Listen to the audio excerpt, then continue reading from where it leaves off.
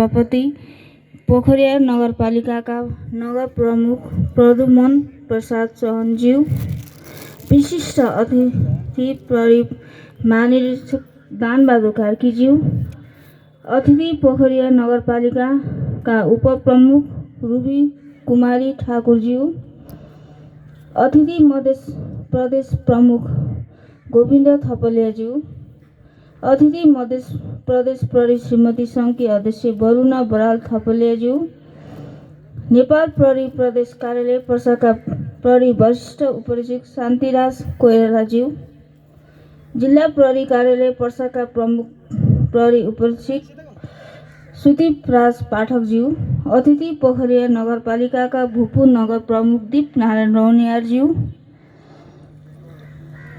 श्री जिल्ला उच्चालन रामदेव कलवार मावि पोखरिया पर्साका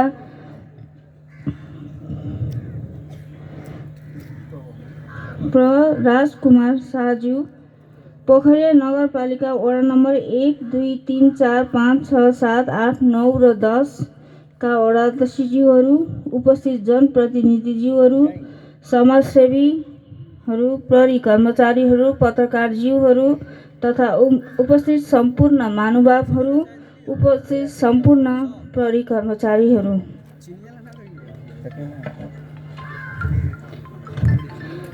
नेपाल प्रहरी श्रीमती सङ्घद्वारा आयोजित न्यानो कम्मल वितरण कार्यक्रममा उपस्थित सम्पूर्ण महानुभावहरूमा हार्दिक स्वागत तथा न्यानो अभिवादन टक्राउन चाहन्छु।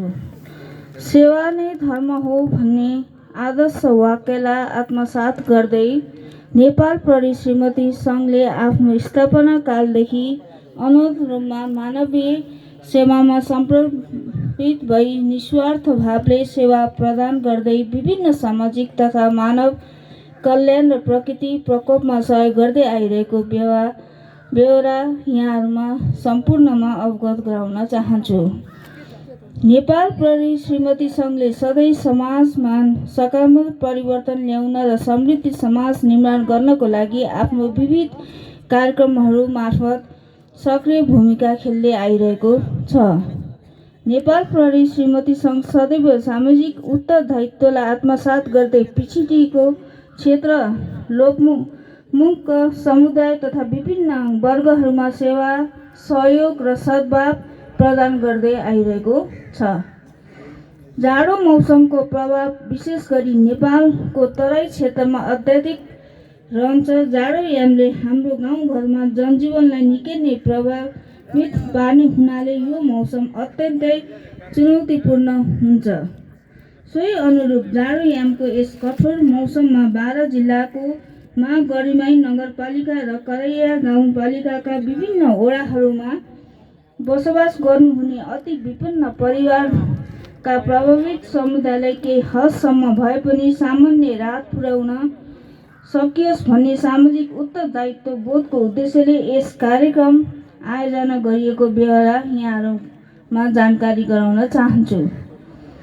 आज हामीले यहाँ वितरण गरिएको कम्मलहरू न्यानो कपडा केवल कपडा मात्र होइनन्, यी मानवता र सामाजिक जिम्मेवारी प्रतिको हाम्रो सत् प्रयासहरू हुन्। आशा छ हामी यो सानो प्रयासले हजुरहरूको जनजीवनलाई केही हदसम्म भए पनि सहज बनाउने छ। हामी सबैको साझा उद्देश्य भनेको प्रतिकूल परिस्थितिमा सामाजिक उत्तरदायित्वलाई आत्मसात गर्दै आपतकालीन अवस्थाबाट माथि उठ्नको लागि एक अर्कासँग हातेमालो गरी अगाडि बढ्नु हो। हामी विश्वास गर्दछौँ जब समाजका जिम्मेवारी हातहरू एक आपसमा जोडिन्छन् तब कठिन परिस्थिति पनि सहज बन्दै जान्छ। यही विश्वासको साथै आगामी दिनहरूमा पनि सामाजिक सेवाको क्षेत्रमा विभिन्न कार्यक्रमहरू हामीहरू बीच समन्वय र सहकार्य रहिरहने प्रतिबद्धता व्यक्त गर्दछु। अन्त्यमा यस कार्यक्रमको व्यवस्थापन तथा समन्वय सहयोग पुर्याउनुहुने सम्पूर्ण महानुभावहरू प्रति हार्दिक कृतज्ञता व्यक्त गर्दै मेरो मन्तव्य यहाँ अन्त्य गर्दछु। धन्यवाद। नमस्कार।